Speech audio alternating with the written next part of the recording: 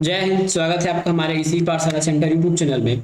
आज हम करने वाले हैं छत्तीसगढ़ सामान्य अध्ययन के अंतर्गत छत्तीसगढ़ का अपवाद तंत्र। इसका मतलब है कि छत्तीसगढ़ की कितनी नदियां हैं, कितने अपवाद तंत्र में बांटा गया है, कौन किसकी सहायक नदी है, इससे प्रश्न पूछा जाएगा। साथ में ये पूछा जाएगा कि कौन सी नदी पर कौन सी जलप्रपात है। तो जलप्रपात और परियोजनाओं से हम अगला वीडियो करेंगे, लेकिन परियोजना और जलप्रपात पढ़ने से पहले आपको नदियों का पूरा कॉन्सेप्ट क्लियर होना चाहिए। यदि नदियों का कॉन्सेप्ट पूरा क्लियर है, उसके बाद ही आप आगे की जो प्रक्रिया है आप जान पाओगे। ठीक है, तो चलिए शुरू करते हैं इस वीडियो को। और इस वीडियो को आप ये ना समझे कि ये केवल हॉस्टल वार्डन के हैं। छत्तीसगढ़ में कहीं भी है ना, किसी भी एग्जाम में यदि छत्तीसगढ़ से कोई प्रश्न आता है तो इसके लिए ये बेसिक वीडियो है, फाउंडेशन वीडियो है ना। किसी भी एग्जाम को टारगेट करके इसको नहीं पढ़ाया जा रहा है, संपूर्ण एग्जाम के लिए आवश्यक है आपके लिए। वैसे आपके हॉस्टल वार्डन में 5 नंबर का ही पूछने वाला है, फिर भी और जो अन्य एग्जाम है जिसमें कम से कम लगभग 15 से 20 नंबर का छत्तीसगढ़ पूछा जाता है। ठीक है, चलिए शुरू करते हैं आगे का हमारा वीडियो। ठीक है, तो ये है हमारा छत्तीसगढ़ के अपवाह तंत्र। सबसे पहले अपवाह तंत्र क्या होता है ये देखिए। ठीक है, जब कोई एक मुख्य नदी होती है, मैं कोई मुख्य नदी बना रहा हूँ इस प्रकार से, ये एक मेन नदी है। इस मेन नदी में बहुत सारी एक सहायक नदियां आती है, ऊपर से, नीचे से, दाएं से, बाएं से, इसकी फिर से सहायक नदियां। ये नदियां मिलकर एक जो है प्रवाह बनाती है। ठीक है, एक प्रवाह बनाती है या फिर एक स्ट्रेचर बनाती है। ठीक है, एक एक प्रवाह बनाती है, इसको हम कहते हैं अपवाह। ठीक है, अपवाह कहते हैं। और इसी तंत्र में, क्योंकि इस तंत्र में बहुत सारी नदियां हैं, तो इसको हम अपवाह तंत्र के नाम जानते हैं। याद रखिएगा, किसी एक नदी को हम अपवाह तंत्र के नाम से नहीं जानते हैं। एक से दो, तीन से चार, पांच, 10 नदियां मिलकर किसी एक नदी की सहायक नदी बनती है ना। जैसे ये बीच वाला मुख्य नदी हो गया, अब इसका पानी कुछ इस ओर बह रहा है। ठीक है, तो ये हमारा ये अपवाह तंत्र कहलाएगा। इसी प्रकार से यदि हम छत्तीसगढ़ की बात करें तो हम छत्तीसगढ़ में, ठीक है, छत्तीसगढ़ में मेनली 4 अपवाह तंत्र देखते हैं, जिसमें से जो ब्रह्मांडी अपवाह तंत्र है ये हमारे छत्तीसगढ़ के बुक में, जो हिंदी ग्रंथ अकेडमी के बुक है, वहां पे इसको देखने को नहीं मिलता, लेकिन बहुत सारे कोचिंग वाले बुक इसको पढ़ाते हैं, है ना। याद रखिएगा, जब भी हम बात करेंगे अपवाह तंत्र के बारे में तो आपको 4 ही पूछा जाएगा कि 4 प्रकार के अपवाह तंत्र हैं: महानदी, गोदावरी, ब्रह्माणी और नर्मदा अपवाह तंत्र। ठीक है, ब्रह्माणी के बारे में आपको किसी भी ऑथेंटिक बुक में फिलहाल नहीं दिया गया है, और यहाँ से प्रश्न एक भी बार अभी तक नहीं पूछा गया है। ठीक है, तो सबसे पहले देखते हैं कि अब महानदी अपवाह तंत्र कौन सी है। तो महानदी अपवाह तंत्र जो है, ये जो अभी हमने जो महानदी पढ़ा था ना, महानदी का बेसिन या महानदी का मैदान, तो उस महानदी के बेसिन या महानदी के मैदान में जितनी भी नदियां हैं वो अपनी पानी को महानदी में गिराती है। ठीक है, महानदी इसकी मुख्य नदी हो जाती है, इसीलिए इसको महानदी अपवाह तंत्र कहते हैं। और ये सबसे ज्यादा क्षेत्रफल कवर करता है, कितना? 77.432 हजार किलोमीटर क्षेत्रफल। ठीक है, प्रतिशत के हिसाब से देखा जाए तो 56.15% यह जो है पूरे छत्तीसगढ़ के हिस्से का के रूप में जाना जाता है। मतलब छत्तीसगढ़ के 56.15% के हिस्से में इस अपवाह तंत्र का जाल फैला हुआ है। यहाँ से प्रश्न आ चुका है ना, महानदी अपवाह तंत्र से प्रश्न आ चुका है। यदि आपको पूछा जाए महानदी अपवाह तंत्र का मुख्य नदी कौन सा है, तो वो महानदी है। जब भी किसी भी अपवाह तंत्र का नाम रखा जाएगा तो उसके मुख्य नदी के नाम पर ही रखा जाता है, याद रखिएगा। इससे ज्यादा आपको और एक्स्ट्रा नहीं पूछा जाएगा।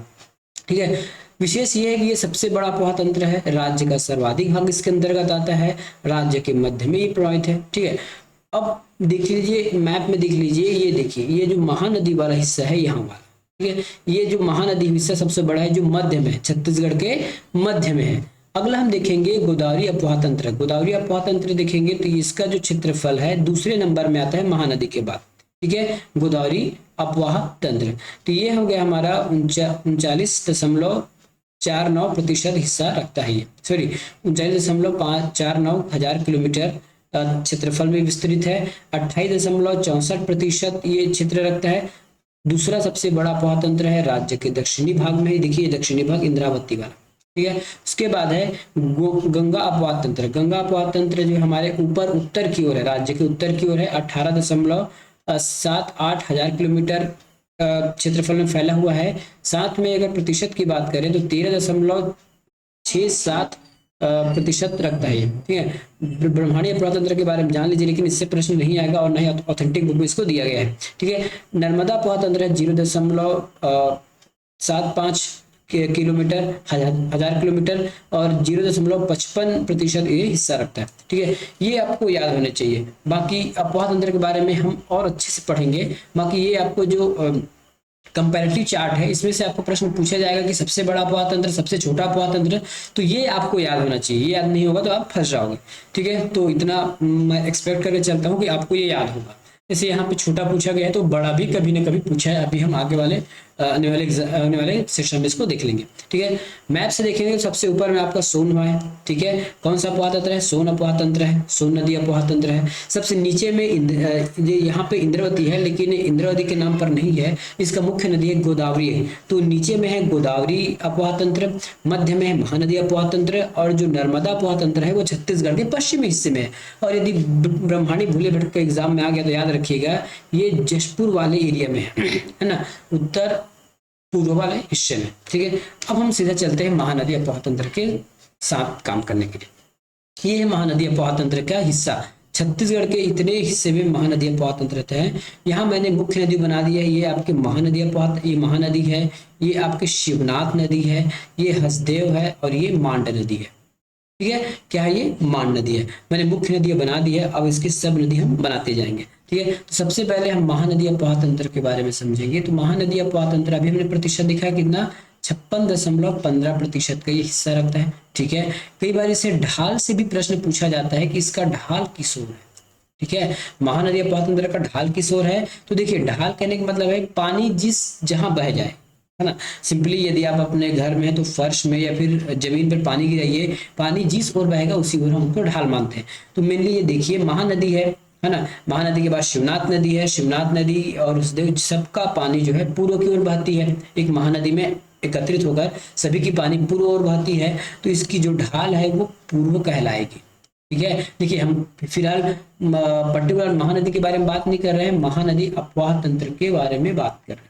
ठीक है, तो क्या है इसका? महानदी अपवाह तंत्र। नाम किसके नाम पे है? महानदी के नाम पे है। कितना एरिया कवर करता है? तो 56.15%। ठीक है, ढाल किस ओर है? पूर्व की ओर है। छत्तीसगढ़ में ये कहाँ पे स्थित है? तो छत्तीसगढ़ की ये मध्य में स्थित है। ये भी पूछा जाएगा कि छत्तीसगढ़ के मध्य में स्थित है। दूसरी बात, ये जियोग्राफिकल अगर पूछा जाएगा भौतिक विभाजन के हिसाब से, हम छत्तीसगढ़ का भौतिक विभाजन पढ़ चुके हैं, यदि भौतिक विभाजन से पूछा जाए तो ये छत्तीसगढ़ के मैदान, ठीक है, छत्तीसगढ़ के मैदान, इसी को बेसिन के नाम से भी जाना जाता है। तो जो महानदी बेसिन है छत्तीसगढ़ के मैदान में फैला हुआ है या फिर छत्तीसगढ़ के बेसिन में फैला हुआ है, इसी वजह से इसको बेसिन कहा जाता है। तो इतना चीज आपको याद रहना चाहिए। ठीक है, और क्या ये सबसे बड़ी है? ठीक है, बड़ी अपवाह है, बड़ी अपवाह तंत्र है ये। क्या है ये? सबसे बड़ी अपवाह तंत्र है। ठीक है, तो ये बेसिक आपको पता होगा तब आप कुछ बना पाओगे, नहीं तो आपको दिक्कत हो जाएगी। ठीक है, तो ये महानदी बेसिन हो गया। अब चलते हैं महानदी अपवाह तंत्र के मुख्य नदी की ओर। सबसे पहले हम यहाँ मुख्य नदी में महानदी के बारे में पढ़ेंगे। ठीक है, ये हमने महानदी के बारे में पढ़ना शुरू किया, मैं लिख देता हूँ यहाँ पे महानदी। ठीक है, अब पहले सबसे पहले हम इसको मैप में देखेंगे। ठीक है, मैप में देखेंगे तो ये है महानदी, यहां से स्टार्ट होती है महानदी। ठीक है, यहां से स्टार्ट होती है महानदी और ये छत्तीसगढ़ से बहते हुए यहाँ पे उड़ीसा पर चली जाती है। फिलहाल इस सेशन में हम महानदी को एकदम डिटेल से पढ़ने वाले हैं। फिलहाल हम इसका पूरा पुराना नाम जान लेते हैं। प्राचीन नाम में महानदी का नाम था कनक नंदिनी। यहाँ से प्रश्न बनते हैं, याद रखिएगा, प्राचीन नामों से प्रश्न बना जाता है। तो प्राचीन नाम क्या था इसका? कनक नंदिनी था। सतयुग में क्या पड़ गया? नीलोत्पला। और सतयुग के कौन सा पुराण में? तो सतयुग के वायु पुराण में महानदी का नाम नीलोत्पला के नाम से उल्लेखित है। मतलब वायु पुराण में एक नदी का नाम है जिसका नाम है नीलोत्पला। विद्वानों की माने तो ये संभवतः महानदी के नाम को ही बताता है। ठीक है, द्वापर युग में स्कंद पुराण, कई बार इसका पुराण भी नाम से देखिए, प्राचीन नाम कनक नंदिनी, सतयुग में नीलोत्पला, और ये नाम कहाँ मिला हमको? वायु पुराण में। द्वापर युग में चित्रोत्पला के नाम जाना जाता है और ये स्कंद पुराण में है। ठीक है, वर्तमान में इसको हम महानदी के नाम से जानते हैं। श्रृंगी ऋषि के प्रिय शिष्य महानंदा के नाम पर है ये। ठीक है, अन्य नाम है ऋषितुल्या, छत्तीसगढ़ की गंगा, छत्तीसगढ़ की जीवन रेखा, लाइफ लाइन ऑफ छत्तीसगढ़। तो इतने प्रकार नामों से महानदी को जाना जाता है। ठीक है, इतने सारे नामों से हम महानदी को जानते हैं। ठीक है, अब हमको डिटेल से पढ़ना है, तब हम यहाँ इस वाले मैप से डिटेल से पढ़ने वाले हैं। ठीक है, कौन सा पढ़ रहा है? महानदी। एक मिनट, ये महानदी पढ़ रहे हैं ना, महानदी। ठीक है। तो सबसे पहले हम महानदी का उद्गम देखेंगे। क्या देखेंगे? महानदी का उद्गम देखेंगे। तो महानदी का उद्गम क्या होगा? ये हो गया महानदी का उद्गम। ठीक है, महानदी का उद्गम यहाँ से होता है, ये श्रृंगी ऋषि सिहावा पर्वत। ठीक है, तो इसका जो उद्गम है वो है आपके सिहावा पर्वत। सिहावा पर्वत कहाँ से? यहाँ से। ये देख लीजिए, ये श्रृंगी ऋषि है, श्रृंगी ऋषि बोलते हूँ, ये हमारे सिहावा पर्वत। और यदि आपको जिला पूछ दिया जाए तो ये धमतरी जिले में पड़ेगा। धमतरी जिले के फरसिया गांव में, या फिर फरफरसिया नामक स्थान है, फरसिया, कहाँ? धमतरी में। ठीक है, ये इसका उद्गम हो गया। उद्गम करने का मतलब है कि जहां से नदियां बनकर निकलती हैं हम उसको उद्गम के नाम से जानते हैं।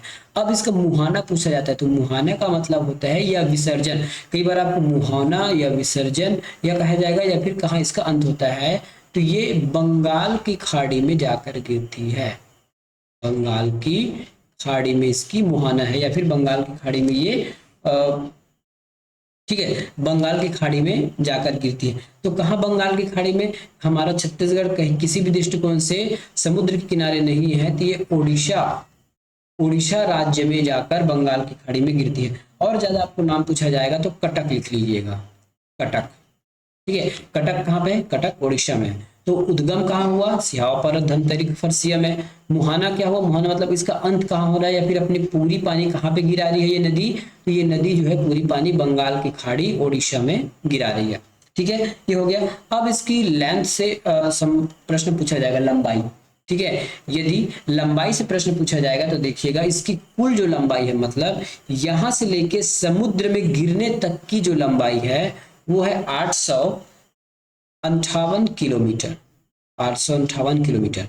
लेकिन छत्तीसगढ़ में दूरी, छत्तीसगढ़ में कहां से? यहां से लेके यहां तक की जो दूरी है, ठीक है, इसकी कितनी दूरी है? तो 286 किलोमीटर है छत्तीसगढ़ में। ठीक है, तो सबसे लंबी नदी तो है 858 किलोमीटर, लेकिन केवल 286 किलोमीटर की जो दूरी है ये केवल छत्तीसगढ़ में होती है। बाकी अगला जो दूरी है वो उड़ीसा में तय करती है, और लास्ट में जाके बंगाल की खाड़ी में ये मिल जाती है। ठीक है, तो इसका ये हो हमने देखिए सीजी में, और ये कुल लेंथ हो गया। ठीक है, कुल लेंथ हो गया। अब एक और प्रश्न पूछा जाएगा कि इसका प्रकार कैसा है ये। ठीक है, प्रकार क्या है? तो ये है हमारे अनुवर्ती नदी है। ठीक है, क्या नदी है? अनुवर्ती नदी है। अनुवर्ती नदी का मतलब होता है कि जिस नदी को जैसा ढाल मिला वो उसी ढाल में बह गया, तो ये अनुवर्ती प्रकार की नदी है। ठीक है, अनुवर्ती प्रकार की नदी है महानदी। ठीक है, अब हम एक और चीज देखते हैं इसमें, क्या देखेंगे? एक और चीज ये देख लेते हैं कि इसका जिला पूछा जाता है कि ये किन किन जिलों से होकर बहता है। ठीक है, किन किन जिलों से होकर बहता है? तो जो जल्दी है ये लगभग 11 जिलों से बहता है। ठीक है, मैं स्टार्टिंग के अक्षर लिख रहा हूँ, पूरा नाम चलिए लिख ही देता हूँ, धमतरी। ठीक है, धमतरी के बाद ये आपके चला जाता है कांकेर में। ठीक है, ये देखिए यहाँ पे धमतरी है, धमतरी के बाद कांकेर में जाता है, कांकेर के बाद वापस धमतरी में जाता है, कि हम इसको लिखेंगे नहीं। उसके बाद आ जाएगा आपका बालोद जिला। ठीक है, बालोद के बाद जाता है ये रायपुर में। ठीक है, रायपुर के बाद ज्यादा जाता है, ठीक है, रायपुर के बाद जाता है गरियाबंद में। गरियाबंद हो गया, गरियाबंद हो गया। गरियाबंद के बाद महासमुंद है। ठीक है, महासमुंद में यह नदी बहती है। महासमुंद के बाद हो गया आपका जांजगीर चांपा, जिसमें जेच लिख रहा हूँ। ठीक है, जांजगीर चांपा, जांजगीर जेसी। ठीक है, जांजगीर चांपा। जांजगीर के बाद ये शक्ति है, अभी नया बना है ना जिला शक्ति के बाद सारंगढ़ बिलाईगढ़ के मतलब कसडोल में से नदी पार होती है, और कसडोल सारंगढ़ बिलाईगढ़ में।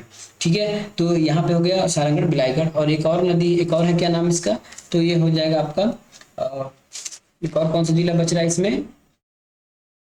ठीक है, इस बार टोटल 11 हो गया। क्या? 1 2 3 4 5 6 7 8 9 ही दिख रहा है। कोई और दो जिला हमारे पास इसमें और बच गए, धमतरी, कांकेर, बालोद, रायपुर, गरियाबंद, महासमुंद। ठीक है, जांजगीर चांपा, शक्ति, रायगढ़ बच गया, रायगढ़ में है। ठीक है, रायगढ़ में है, सारंगढ़ बिलाईगढ़ हो गया। तो इतने प्रकार से 1 2 3 4 5 6 7 8 9 10 कहीं कहीं एक और बच रहा है जी। धमतरी हो गया, कांकेर हो गया, बालोद हो गया, रायपुर हो गया, गरियाबंद भी हो गया। ठीक है, गरियाबंद के बाद ये महासमुंद हो गया। महासमुंद के बाद देखिए सारंगढ़ बिलाईगढ़ तो लिख लिया हूँ, लेकिन बलौदा बाजार लिखना भूल गया। क्योंकि अलग हुआ इसलिए। तो ये 11 जिलों में बहती है ये नदी, ठीक है। कितने जिलों में बह रही है? इस 11 जिलों में बह रही है ये नदी, ठीक है, 11 जिलों में बह रही। अब यदि हमको यहाँ कोई शहर पूछा जाए कि किस कौन कौन सी शहर में ये नदी चलती है, शहर या फिर गांव, शहर का नाम भी इसमें पूछा जा सकता है, ठीक है। तो शहर सबसे पहले आप लिख लीजिएगा राजिम, जहां पे राजिम मेला लगती है। कहाँ पे है ये? गरियाबंद में, ठीक है। राजिम मेले के बाद हो जाता है आप के सिरपुर में, सिरपुर, सिरपुर से आसपास है। सिरपुर के बाद ये पलारी के आसपास है, पलारी जो बलौदा बाजार में है, ठीक है। उसके बाद शिवरी नारायण जो जांजगीर चांपा में है, शिवरी नारायण, ठीक है। उसके बाद ये चंद्रपुर में, चंद्रपुर। तो इतने नगरों में नगरों के आसपास से बहती है ये नदी, ठीक है। मैं इसलिए मैं चाहता तो पूरा आपको पीडीएफ पढ़ा सकता था, लेकिन लिखने का ज्यादा अच्छा मजा है, ताकि आपको एक एक चीज याद हो जाए, ठीक है। एक एक चीज आपको याद हो जाए, तो इतने सारे डेटा आपको इसमें याद रखना है, ठीक है। नाम से हमने तो देख ही लिया नाम के बारे में क्या है। अब हम मेनली महानदी तो कर लिए, अब महानदी के साथ और कुछ बचा के इसमें पढ़ने के लिए हम ये देख लेते हैं, फिर हम इसके अगली सहायक नदी के बारे में हम चर्चा करेंगे,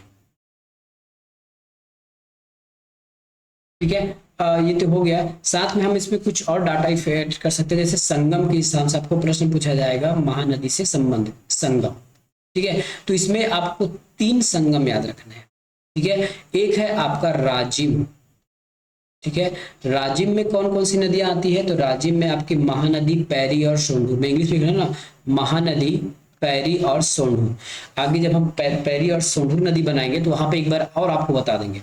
अभी मैं आपको बता नहीं रहा हूँ कि कहाँ पे है, लेकिन जब मैं पैरी और सोंढूर पढ़ाऊंगा ना, उस टाइम बता दूंगा कि ये कहाँ पे है। दूसरा आपको मिलेगा ये आपके शिवरी नारायण पर।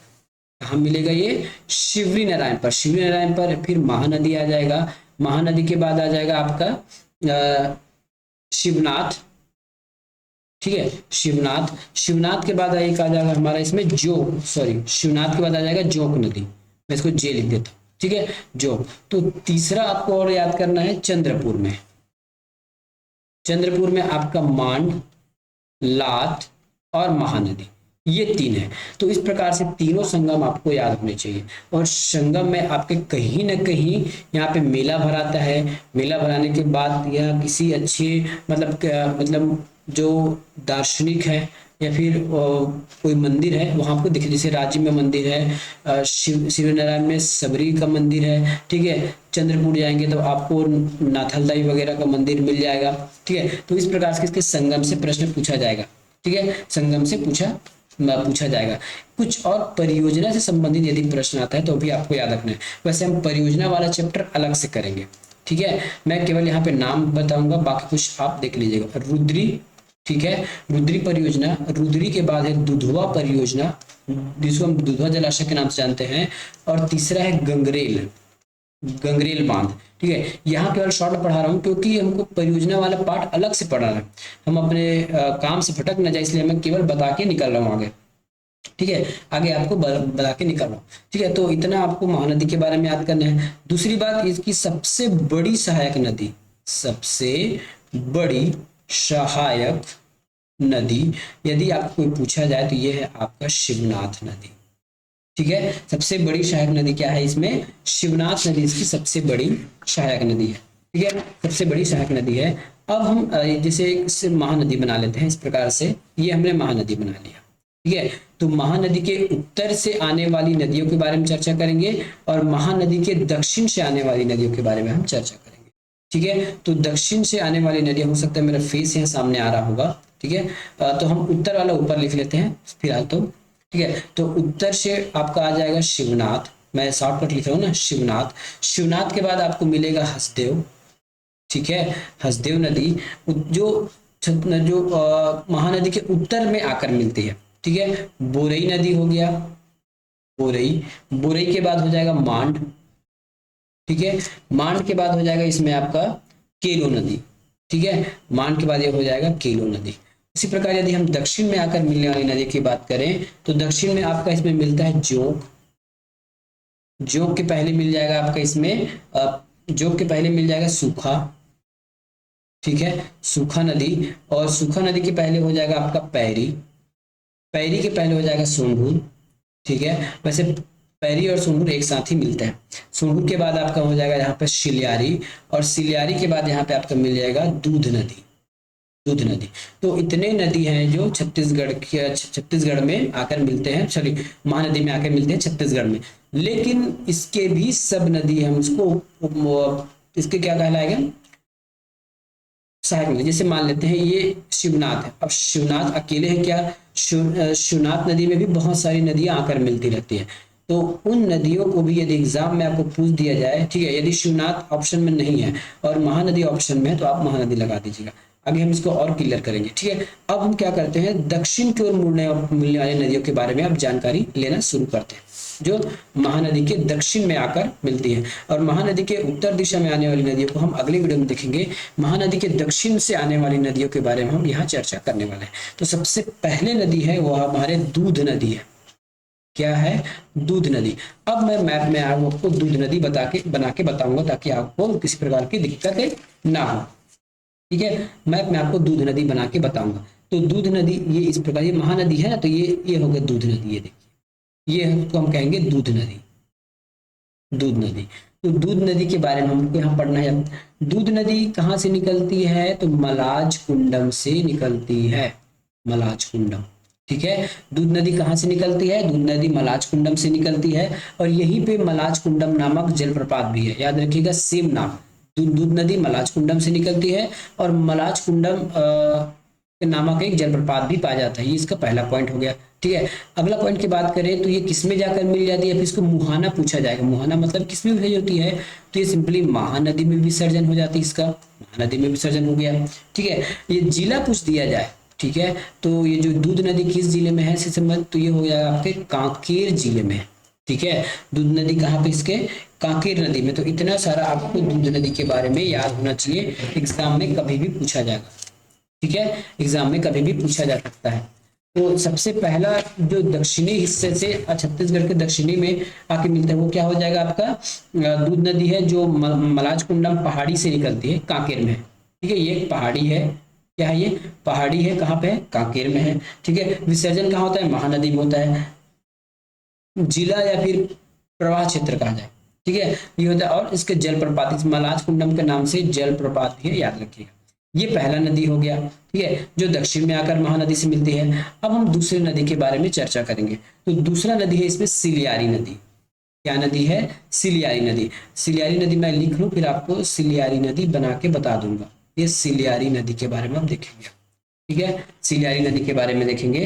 तो ये है सिलियारी नदी, इस प्रकार से इसी यहाँ पर आपको मिलेगा, इस प्रकार से, ठीक है। इसको मैं पीला कलर से ही बनाता हूँ ताकि दिक्कतें ना हो आपको। ये पीला कलर का हो गया सिलियारी नदी, ये सिलियारी नदी है, ठीक है। क्या है, ये सिलियारी नदी है। अब सिलियारी नदी के बारे में कुछ चर्चा कर लेते हैं। सिलियारी नदी जो है इसका उद्गम धमतरी जिले में होता है, कहाँ पे, धमतरी जिले में, ठीक है। सिलियारी नदी कहाँ पे, धमतरी जिले में। और ये कहाँ जाके मिल जाती है, किस नदी में जाके मिलती है, तो महानदी में जाकर ये मिल जाती है, ठीक है, महानदी में जाकर ये मिल जाती है। सिलियारी नदी में आपका माडम सिल्ली जलाशय है। क्या है, सिलियारी नदी में माडम सिल्ली, माडम सिल्ली इसमें जलाशय है, ठीक है। ये हो गया सिलियारी नदी। अब हम तीसरे नदी के बारे में बात करेंगे, छोटा छोटा लिख रहा हूँ ताकि आपको किसी प्रकार की दिक्कतें ना हो पढ़ने में भी, ठीक है। अब कौन सी नदी के बारे में बात करेंगे, तीसरी नदी। तो तीसरी कौन सी है, तीसरी इसमें है सोंढूर नदी, सोंढूर। अब एग्जाम में यदि पूछा जाए कहाँ पे है सोंढूर नदी, तो सोंढूर नदी देख लीजिए, ये है आपका सोंढूर नदी, ठीक है। मैं यहाँ पे लिख दूंगा दूध, यहाँ 1 नंबर लिख देता हूँ, ठीक है। ये 1 नंबर हो गया, 1 नंबर, ये 2 नंबर और ये 3 नंबर, 3 नंबर यहाँ पे लिखा हूँ सोंढूर नदी। सोंढूर नदी के बारे में लिखेंगे तो ये सोंढूर नदी जो है ये उड़ीसा के नवरंगपुर से होती है। मैं उड़ीसा लिख रहा हूँ ना, नवरंगपुर, ठीक है, उड़ीसा के नवरंगपुर से निकलती है ये नदी। उड़ीसा के कहाँ से, नवरंगपुर से निकलती है। उड़ीसा के नवरंगपुर से निकलने के बाद इसका विसर्जन कहाँ होगा, तो विसर्जन हम कहाँ समझेंगे, महानदी में समझेंगे, ठीक है। और ये इसका संगम कहाँ पे, इसी पैरी नदी पर है, ठीक है। संगम किससे मिल जाती है, तो ये पैरी नदी से मिल जाती है, जाकर पैरी नदी में ये मिल रही है, ठीक है। अब किलोमीटर, किसी किसी नदी का हमको किलोमीटर भी याद रखना चाहिए जिसको दिया गया है। तो इसकी जो लंबाई है वो 80 किलोमीटर निकाला गया है, ठीक है। प्राचीन नाम इसका है सुंदर भूति, ठीक है। प्राचीन यदि इसका नाम देखें तो ये इसका नाम है सुंदर सुंदर भूति, सुंदर भूति नाम का इसमें नाम है, ठीक है। सहायक नदी कहा जाए तो सहायक नदी इसमें कौन सी नदी है? सहायक नदी इसकी है काजल, काजल इसकी सहायक नदी है। और इसमें सोंढूर नामक एक जलाशय या परियोजना बनाया गया है, सोंढूर नदी। अब हम यहीं पे पैरी नदी के बारे में बात करेंगे। ये है पैरी नदी, 4 नंबर यहीं से लिख दूं क्या? पैरी नदी, ये है पैरी नदी, ठीक है। कौन सी नदी है? पैरी नदी। पैरी नदी का जो उद्गम है भातृगढ़, भातृगढ़ गरियाबंद, सॉरी भातृगढ़ पहाड़ी, ठीक है, भातृगढ़ पहाड़ी, भातृगढ़ पहाड़ी से इसकी उद्गम होती है। कौन सी? पैरी नदी का, ठीक है। संगम कहाँ होगा? तो संगम हो जाएगा इसका सोंढूर नदी, ये सोंढूर नदी इसका संगम हो गया, ठीक है। सोंढूर नदी संगम हो गया। 90 किलोमीटर चलती है ये, इसकी जो लंबाई है वो 90 किलोमीटर है। और पुराना नाम इसका क्या है? पलासनी है। कभी एग्जाम में आ जाए तो याद रखिएगा, पैरी का पुराना नाम पलासनी, प से याद आ जाएगा, प से पैरी, प से पलासनी, ठीक है। प से पैरी, प से पलासनी, ठीक है। और इसकी सोंढूर इसकी सहायक नदी है। सोंढूर क्या इसकी सहायक नदी क्या है? सहायक नदी है सोंढूर। मैं सोंढूर, चलिए सहायक बोलिए, सोंढूर, सोंढूर सहायक है। और यहाँ पे सीकासार नामक एक परियोजना है, सीकासार, कौन सा नाम है? सीकासार नामक यहाँ पे एक सहायक नदी है, सॉरी परियोजना है, ठीक है। ये हो गया। उसके बाद देखते हैं सूखा नदी, ठीक है। सूखा नदी, कौन सी नदी? सूखा नदी। तो ये 5वां नंबर हो जाएगा आपका सूखा नदी। मैं इसको कहाँ लिख दूं क्या? यहाँ लिख देता हूँ 5वां नंबर, सूखा नदी, ठीक है। सूखा नदी, ठीक है, सूखा नदी। अब हम समझते हैं सूखा नदी के बारे में। सूखा नदी जो है ना, ये कहाँ से निकला है आपके? ठीक है, सूखा नदी का जो उद्गम है वो हुआ है, इसका ये निकला है मलेवा डोंगरी से। कहाँ से निकला है? मलेवा डोंगरी से। यहाँ पे लिख लीजिए मलेवा डोंगरी, मलेवा डोंगरी से, ठीक है। मलेवा डोंगरी से निकला है और ये छत्तीसगढ़ के महानदी में आके मिल गया है। दूसरी बात ये आपको पूछा जाएगा कि कोडार, ठीक है, यहाँ पर कोडार परियोजना बनाया गया है, कोडार बांध, ठीक है। इसकी एक सहायक नदी या फिर सहायक नाला मान लिया जाए तो यहाँ पे कोडार नामक एक नदी है। कौन सी नदी है? कोडार नदी है, इसकी सहायक नदी है। तो ये हो गया कोडार नदी, सॉरी सूखा नदी। सूखा नदी के बाद छठवें में आपको यहाँ पढ़ना है, ठीक है, उसका नाम है आपका जोंक नदी, जो शिवनाथ में जाकर मिल जाती है। ये है आपका 6ठा नंबर, क्या है? जोंक नदी। मैं यहाँ पे लिख देता हूँ 6ठा नंबर, ठीक है। कौन सी नदी है? ये जोंक नदी है। जोंक नदी के बारे में आपको जानना जरूरी है क्योंकि ये आपके संगम वाला पार्ट है, जोंक नदी, ठीक है। कौन सा पार्ट है? ये संगम वाला पार्ट। ये जोंक नदी हो गया। जोंक नदी का यदि आपको पूछा जाए तो जोंक नदी के बारे में आपको अधिक ज्यादा जानकारी रखनी होगी क्योंकि ये संगम से संबंधित है और संगम वाली नदी से आपको प्रश्न पूछने की संभावनाएं रहती है। उद्गम पूछेगा तो ये सोनबेरा की पठार जो उड़ीसा में है, ठीक है, सोनबेरा की पठार, सोनबेरा की पठार से ये निकली हुई है नदी। कहां से? सोनबेरा की पठार से ये निकली हुई है। विसर्जन हो जाता है शिवनाथ, ये शिवरी नारायण के, शिवरी नारायण, शिवरी नारायण में इसका विसर्जन हो जाता है जाके, ठीक है। यदि प्रवाह पूछा जाए तो बलौदा बजारा महासमुंद, ठीक है, बलौदा बजारा महासमुंद, बलौदा बजारा महासमुंद। इसके बाद एक और मुख्य नदी है लात नदी, जो चंद्रपुर में यहाँ पे मिलती है, लात नदी। ये है लात नदी, 7 नंबर, ठीक है। कौन सी नदी है? ये लात नदी है। लात नदी के बारे में आप समझेंगे तो ये भी एक संगम पर मिलने वाली है, जहाँ पे चंद्रपुर है ना, चंद्रपुर में जाकर ये मिल जाती है। कहाँ पे? चंद्रपुर के आसपास ये, और निकलती कहाँ के? रदन की पहाड़ी से, रदन की पहाड़ी से, ठीक है, रदन की पहाड़ी सरायपाली महासमुंद से, रदन की पहाड़ी सरायपाली महासमुंद से निकलती है और इसका विसर्जन होता है यहाँ पे, कहाँ पे? चंद्रपुर महानदी में। तो इस प्रकार से छत्तीसगढ़ के जो दक्षिणी हिस्से से मिलने वाली नदी है उसके बारे में हमने जान लिया। एक और नदी है जो छत्तीसगढ़ से तो निकलती है, तेल नदी, ये आपके गरियाबंद से, लेकिन छत्तीसगढ़ में ना मिलकर महानदी में ही मिलेगी, लेकिन छत्तीसगढ़ से बाहर इस प्रकार से, ये देखिए छत्तीसगढ़ में बाहर जाकर मिलती है, इसको हम कहते हैं तेल नदी। कहाँ से निकलती है? गरियाबंद से। ठीक है। तो हमने आज क्या सीखा, महानदी के अपवाह तंत्र पढ़े। महानदी के अपवाह तंत्र में जितने भी जो दक्षिणी हिस्से से, देखिए ये मेन महानदी है ना, तो इसके दक्षिणी हिस्से में जितनी भी नदियां आके मिली उस पर हमने आज चर्चा किया। इसके बाद जो उत्तर हिस्से में या फिर महानदी के उत्तरी भाग से जो नदियां आकर मिलती है महानदी में, उसके बारे में चर्चा करेंगे। और सबसे ज्यादा समय हमारा लेगा शिवनाथ नदी। कल शिवनाथ नदी से स्टार्ट करेंगे। उसके बाद, क्योंकि यही सबसे पहला नदी है जो महानदी में उत्तर की ओर से आके मिल रहा है। साथ में शिवनाथ नदी की खुद की बहुत सारी सहायक नदियां हैं, उसके बारे में चर्चा करेंगे। ठीक है। तो ये था आज का हमारा वीडियो। कैसा लगा आपको देख के बताइएगा, और यहाँ से प्रश्न आपको जरूर देखने को मिलेंगे। इस प्रकार यदि आप मैप से याद रखोगे तो आपको एक एक करके आपको सभी चीजें आपको याद हो जाएंगी। मिलेंगे अगले वीडियो में। धन्यवाद।